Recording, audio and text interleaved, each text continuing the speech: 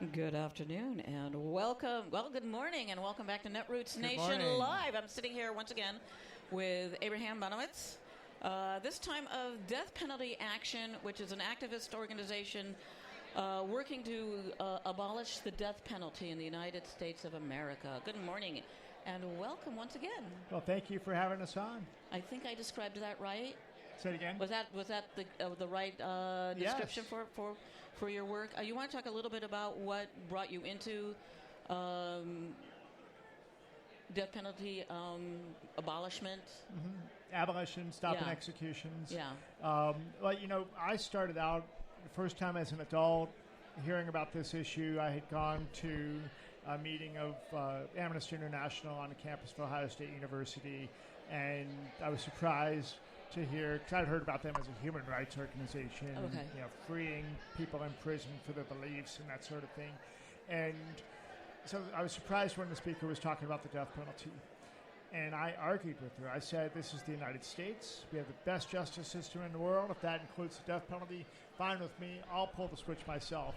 And I was tolerated there. I tried to prove those people wrong. And I found out everything I believed about the death penalty. The truth was the opposite. And Yeah. it took a while. It took about 6 months. But then I had this moment where I was at a conference, an Amnesty conference, and somebody there was talking about the death penalty, and he was using Ohio statistics. I'm from Ohio.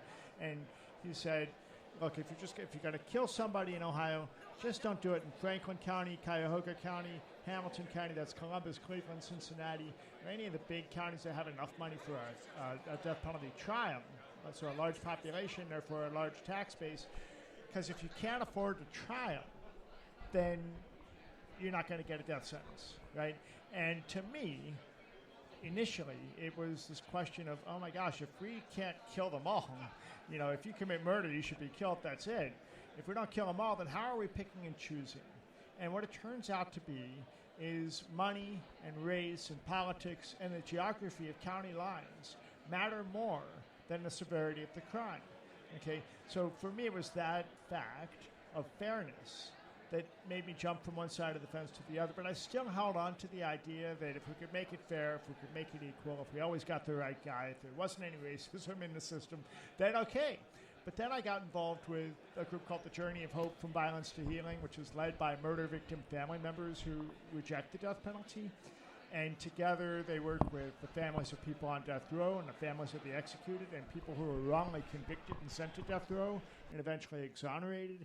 And also, now I work a lot also with people who are former corrections officers or former prison executives who have carried out the law and carried out executions and who are in their retirement are saying, this doesn't work, it doesn't keep prison workers safer, and we make mistakes. And more importantly for them, what we're asking, the burden we're asking a corrections officer to take on when we ask that person to carry out an execution is a burden that no person should have to live with.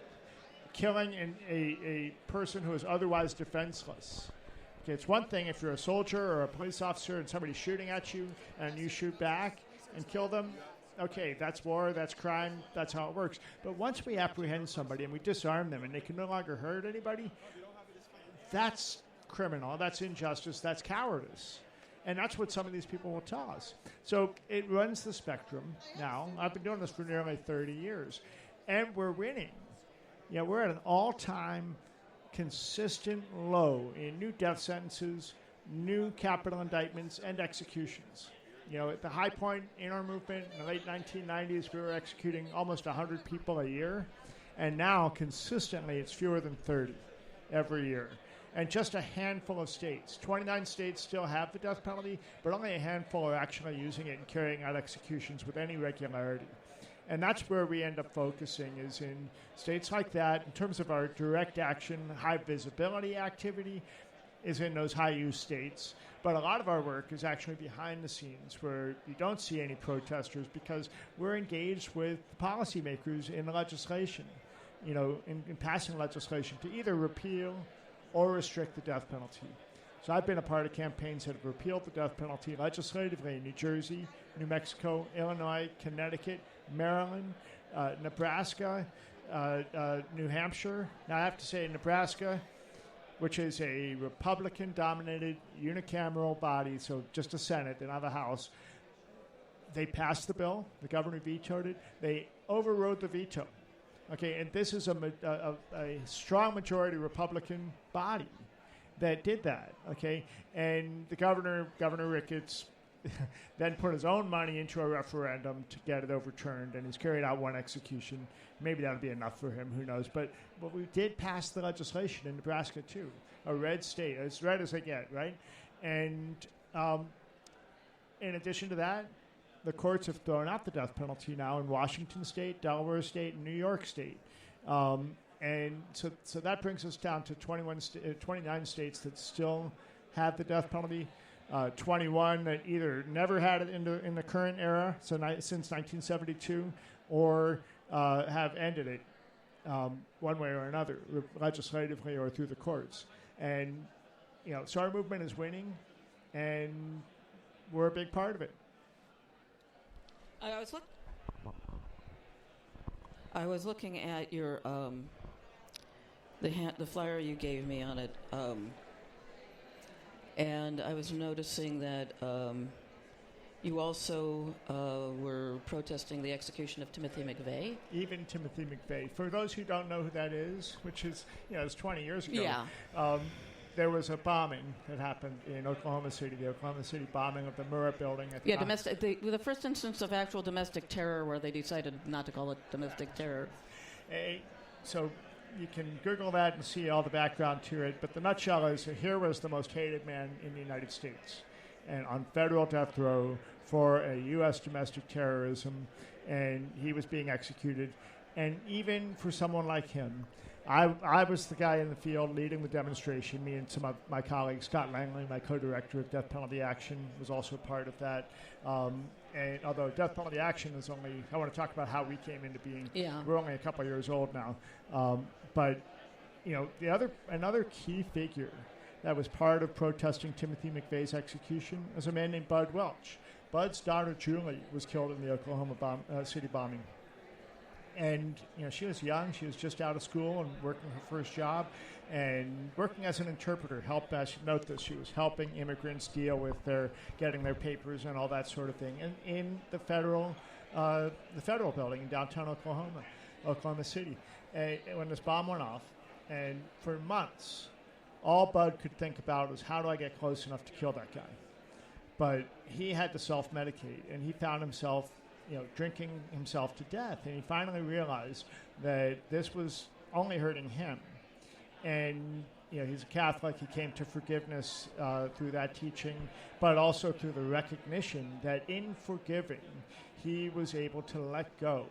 Another key thing that happened to him was he saw an interview with Timothy McVeigh's father on TV. And he realized, looking into that man's eyes through the TV, that man hadn't done anything wrong. And yet, here he was, the father of the most hated man in America, who everybody just wants to kill. And Bud actually reached out and went and visited McVeigh's father and sister and built a bond with them and said, we're going to get through this together. In any case, at the time of the execution, Bud was the chairman of the Oklahoma City Bombing Victims Association. And he says more than half of the victim families did not want that execution to happen. For some, because they had, like him, come to forgiveness. But for others, they wanted Timothy McVeigh to suffer more. And their belief was that life in prison, or I like to call life in prison, death in prison, because that's really what it is. You're going to die in prison. They thought that would be a harsher punishment. That you have to, especially, he was a relatively young person.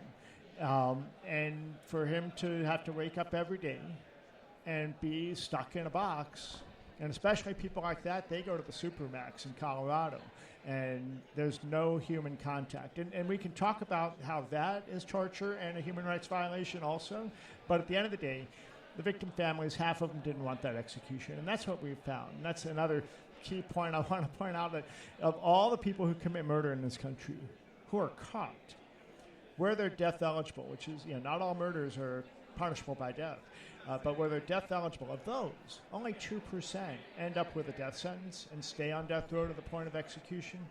And So what we're really saying to the vast majority of victim families, if death penalty is your thing and you think it's for victim families, we're saying to the vast majority that your loved one wasn't valuable enough for us to kill. Okay? And really that's a blessing in disguise when you get a life sentence in your case, assuming they catch somebody. They don't catch them all the time, right? But where they catch somebody, if you're told, wait till we kill them and then you'll feel better, you have to put your healing process on hold. There's no such thing as closure. You're never going to get your loved one back because there's always going to be that empty chair at the table when the family gathers. But if you're told, wait till we kill them, but you have to wait 15, 20, 30, even upwards of 40 years sometimes for the execution to happen, that's putting your healing process on hold, and it's making you suffer the loss of your loved one in an unclosed way. And like I said, there's never any closure, but you can't get reconciliation or resolution or move on. There's so much more I could say, but what's on your mind? I can see. I'm just trying to formulate this, because if you're extrapolating from supermax solitary confinement being inhumane, from there you have to extrapolate that just putting somebody in prison isn't humane. So what do you do with so how do you? This is an extrapolation. How if incarceration is humane? How do you punish/rehabilitate lawbreakers?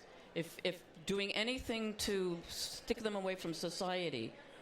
Well, that's not what I said. Oh, no, but that's what I was thinking. That's what I was extrapolating from your comments about the solitary confinement of Supermax. Well, let's be clear. Because, that's just something that just hit my head. Yeah, I get that. And so prison is about segregating dangerous offenders or offenders, even if they're not dangerous, from society for some period of time.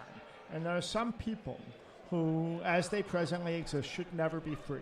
Yeah. Okay?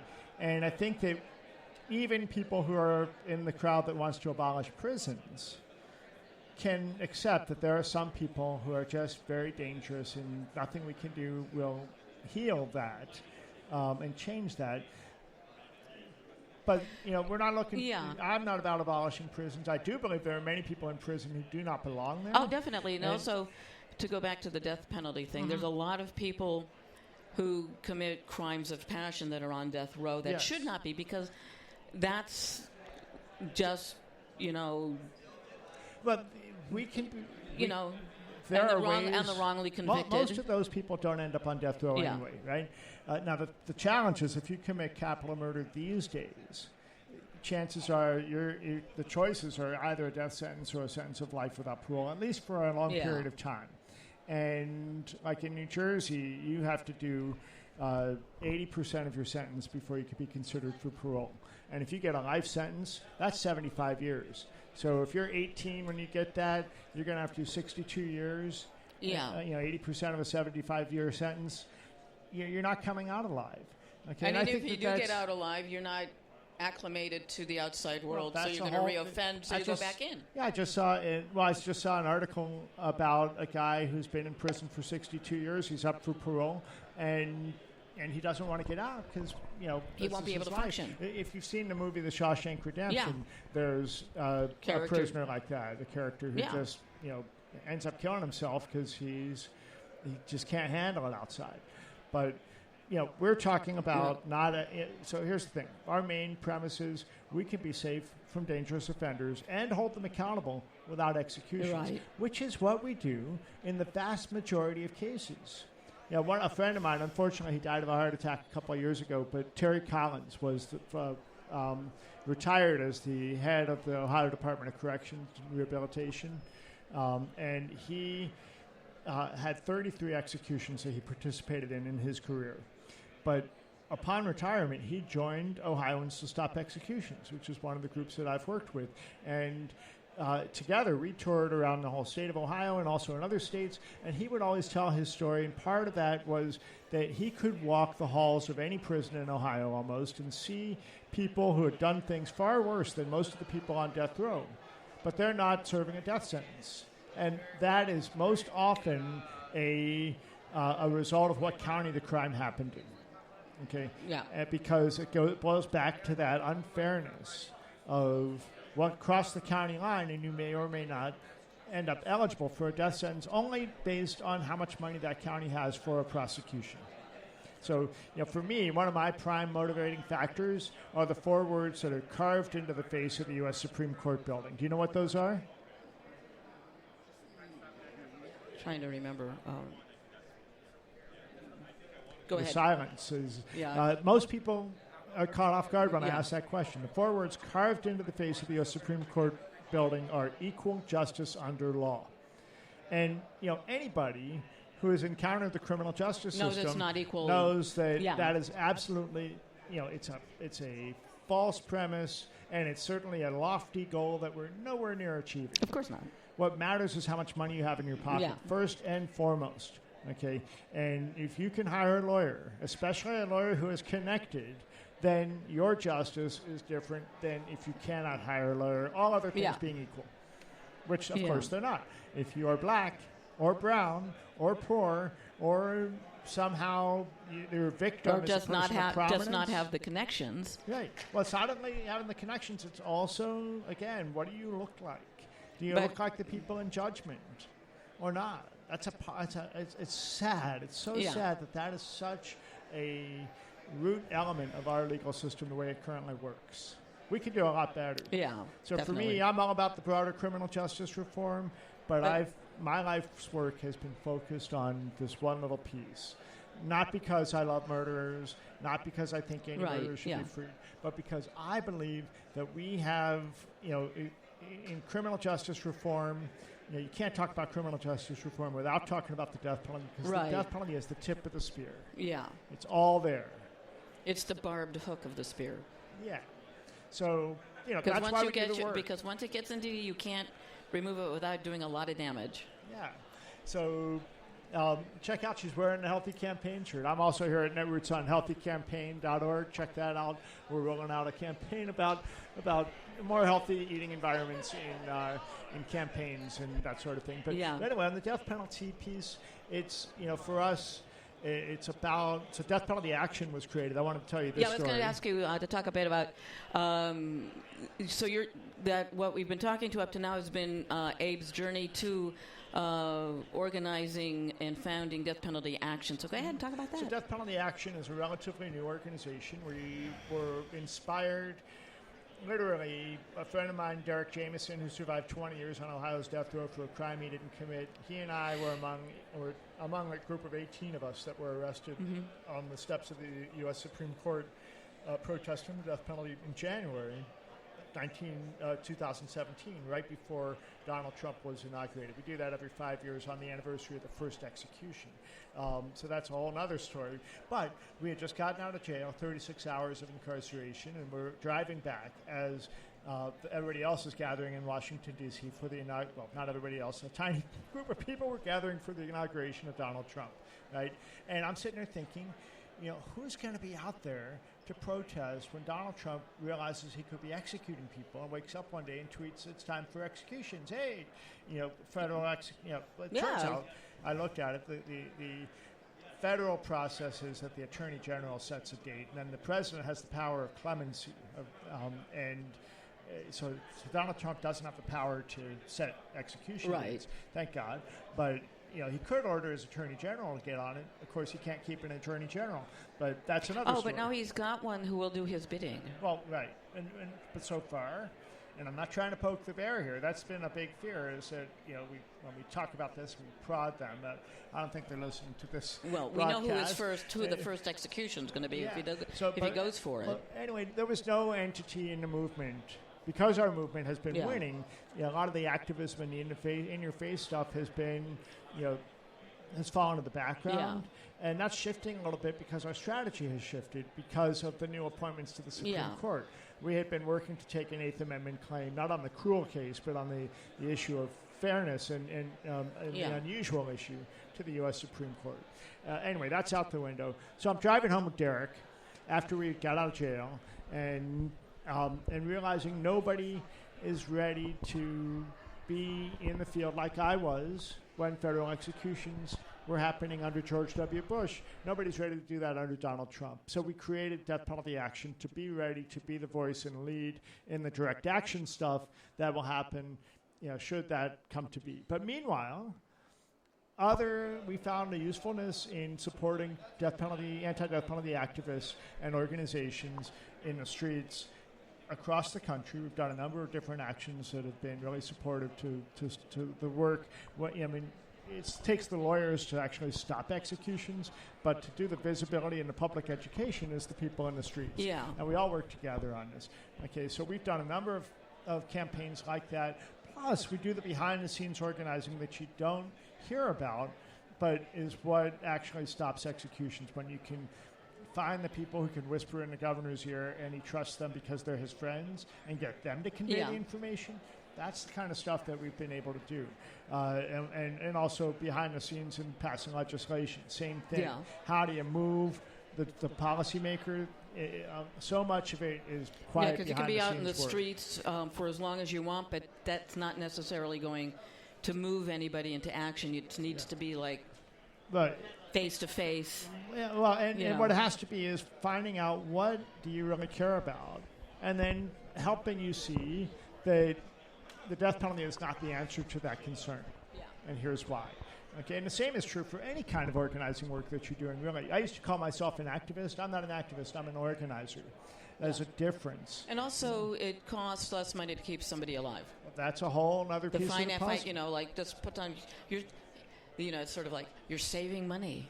Yeah, Kelly, especially in Republican-dominated legislatures where we're actually having success, you have to recognize that if those are the people that are the decision makers and they get to choose whether your bill's even going to be heard, then you have to speak their language. You have to find people that can speak to them, and you have to be a bit different.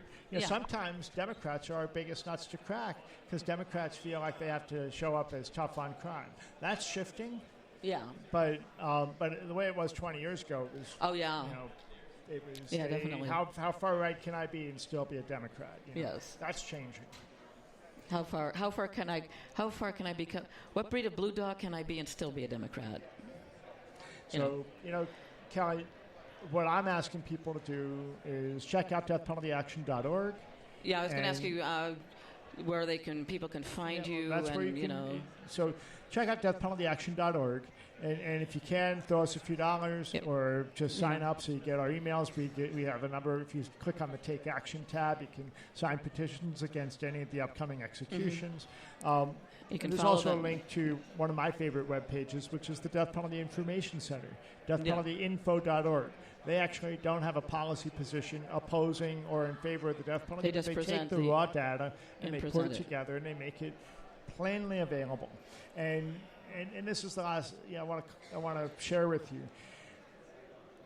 The way you have to look at the death penalty is not state by state, but county by county. Right, that's what you're saying. What's that? That's what you're saying, that it's by the amount of how much money the county governments have to prosecute. That's because right. that's why you see so many plea deals, because the money's not there to try every single case. Plus, it's a question of whether you have a prosecutor who's willing to seek a death sentence. Yeah. So we're sitting in Philadelphia, where I'm not even sure what this county is, but the county is the responsible body. Yeah. But before, we used to have a prosecutor, Lynn Abraham, some time back now, who would prosecute any death case she could, and hardcore stuff. And some of those people, well, we could get in. There's a whole report just about Philadelphia. Yeah. But now we have a prosecutor, Larry Krasner, who is refusing to seek a death sentence. And he's not alone as a prosecutor who's taking that position. What's fascinating is California has, and this was passed after the assassinations of Harvey Milk and Mayor Moscone, special circumstances. Well, every state. No, I think it was, it was after, the Tate LaBianca, because they refused to bring special circumstances against Dan Brown, and what that is a law was passed that would be, if special circumstances were invoked, it would be an automatic death penalty if found guilty. And they very rarely use that statute. California we should talk about for a second, but I want to mention that with the Tate LaBianca murders and Charles Manson. Charles Manson was sentenced to death.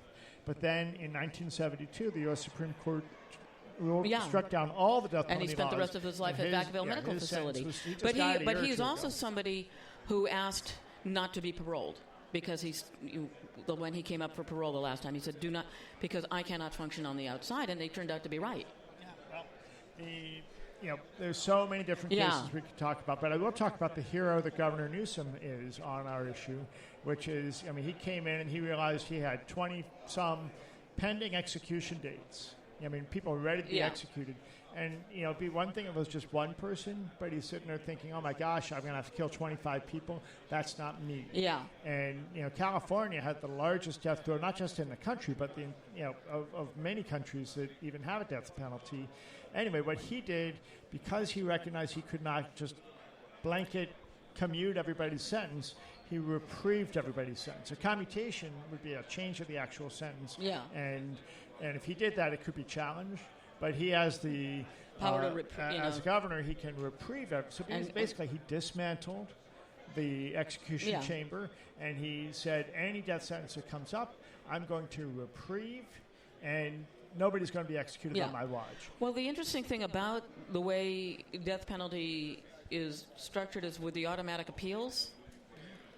That goes back to actually Jewish biblical law, where they would find and look for every reason to not execute. Well, you're talking about halakha, Jewish law. Yeah.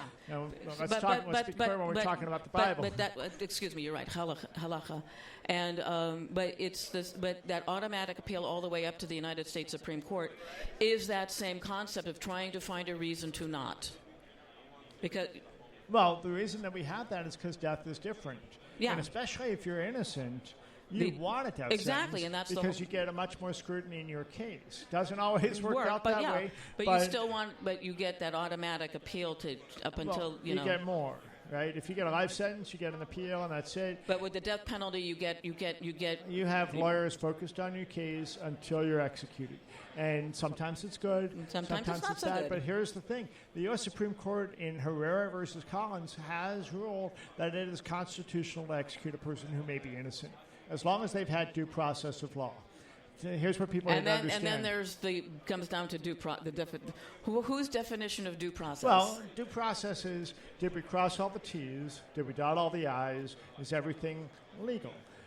Once your conviction is set, it is very, very difficult to bring new evidence into the case. You have to get a special kind of ruling, and I am not an attorney. I'm not the person to explain that.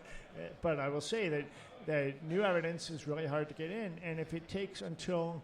there used to be in Virginia, they changed this, but they used to have what's called the 21-day rule, which meant that after 21 days after the conviction, new evidence is admissible, no matter how compelling. And that's what executive clemency was for. And anyway, we could go on and on about this. And this has been absolutely fascinating, and my silence means I knew absolutely nothing about this. Well, thank you. This is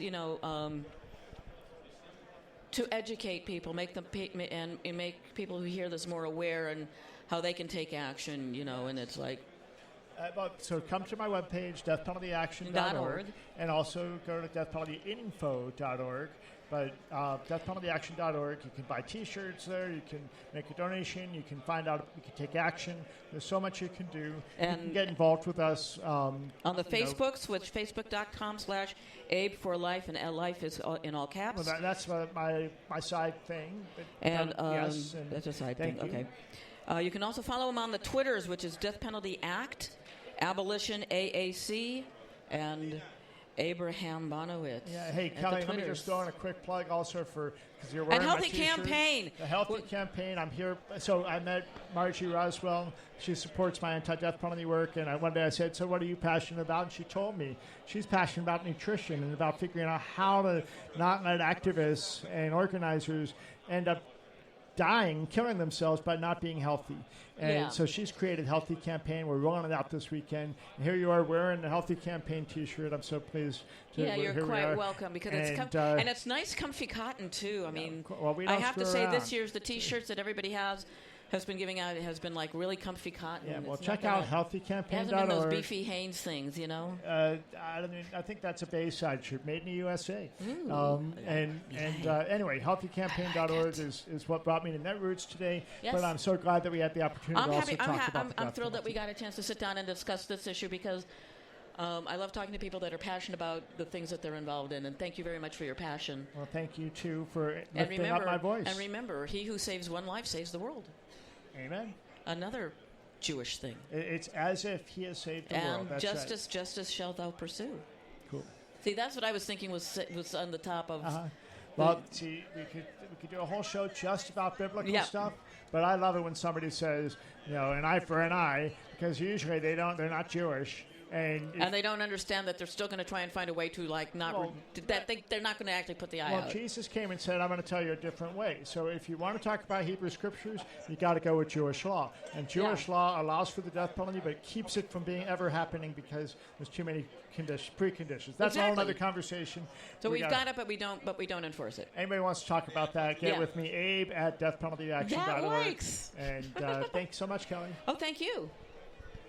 And thank you for joining us. Tune in again for another episode of Netroots Nation Live 2019, coming up shortly. Yay! We did it. There it is. Thank you. That was fun. That was great.